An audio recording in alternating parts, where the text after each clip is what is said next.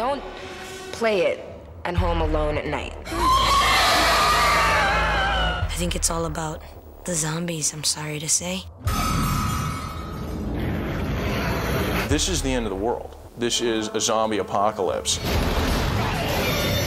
I was like so in love with the game that I really wanted to make it into a movie.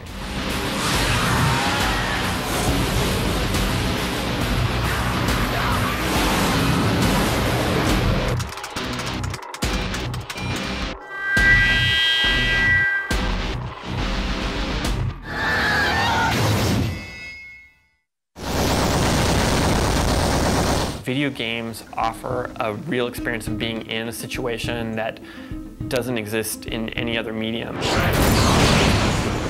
When you are doing a video game, it's really you there, and you really feel like you went through that experience.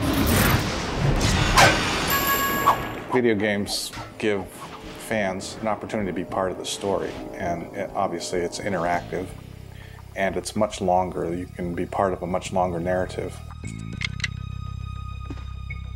And it's kind of a wish fulfillment fantasy thing, I think, for fans, that they can assume another persona and immerse themselves in a fantasy world.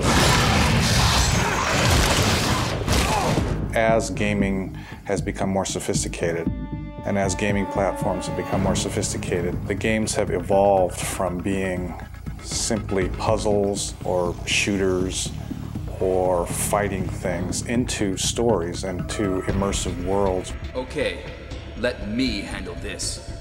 Filmmakers live from everything, and they're going to lift from whatever source is really turning on the demographic that they're going for. Action!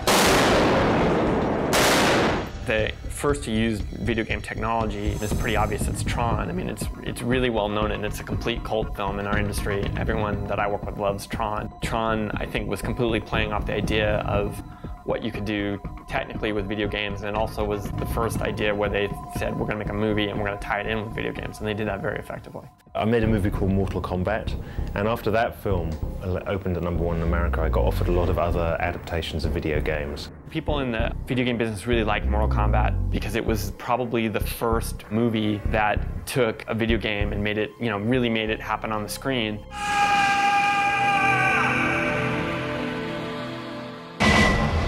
Resident Evil was, it's a Japanese game, and in Japan it's called Biohazard.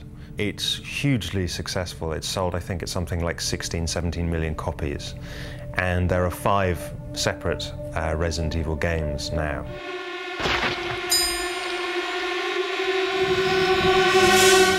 It really took like 2 months of my life. I just got obsessed with playing this game, and I didn't do anything other than that.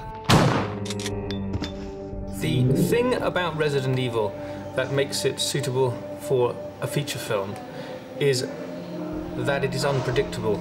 You do not know what is around the corner. Therefore, it will make it exciting to an audience in the cinema. It has at its center a true evil, and evil is always very dramatic. This house is dangerous. There are terrible demons. Ouch! The third thing is that there is something very personal about it. The experience of playing Resident Evil is like literally being in that mansion and having to fight all those mutants. It's not impersonal like it is in some of the driving games where you're simply trashing cars. This has more depth to it. It's always been kind of seen as like a cinematic game, which always lends itself to the movie very well. And the movie, the great thing about the movie though was that it captured, pretty much what makes this game great. I love the feeling of stillness about it, how it's just empty, and then you'll turn a corridor and suddenly be attacked by all these zombies, and it's something about that really I just found exciting. I think what attracts me most about the game is the fact that once you get into it, it's just like being in a Hitchcock film because of the silence involved and the mansions and the quietness and the stillness of your surroundings, and knowing that there's zombies out there, and knowing that you're in the midst of danger all the time. The first game has a set of characters, and then the sequel actually follows a completely different set of characters in a different location. They're not in a mansion in the woods anymore, they're in a nearby city, Raccoon City, which is all abandoned. when you look at all the games taken together, you know, it was a really wide range of characters in different locations following different storylines. And that kind of made an adaptation extra challenging because, you know, if you go and do an adaptation of Resident Evil 1, you risk alienating all the people who love Resident Evil 2 and the characters from Resident Evil 2. So if you're watching a straight adaptation of Resident Evil 1, the game, there's no suspense. You know who's going to live, who's going to die, you know what the story is. And I felt that would make a very unsatisfying adaptation because why not just go and play the game again? The idea I came up with was to do a prequel. In the very first game, you go into the woods and there's a mansion, and below it is a high-tech research facility. And it's all overrun with undead and mutants and creatures, but it's never really explained what's happened. You know, the backstory to that is never really explained. And that's what the movie does, is the movie kind of is the lead-up, is the prequel to the very first game.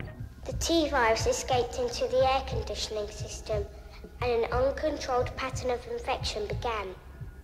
The virus is protean, changing from liquid to airborne to blood transmission. And in that way, it stays very true to the universe of the game, and it also expands upon that universe. So in a way, it's almost like another game. No pressure, guys.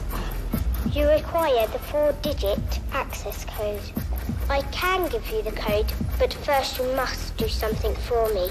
And that was our approach, was to try and develop the movie as though it were just another Resident Evil game. Although the setting's familiar to people who know the game, the story isn't familiar.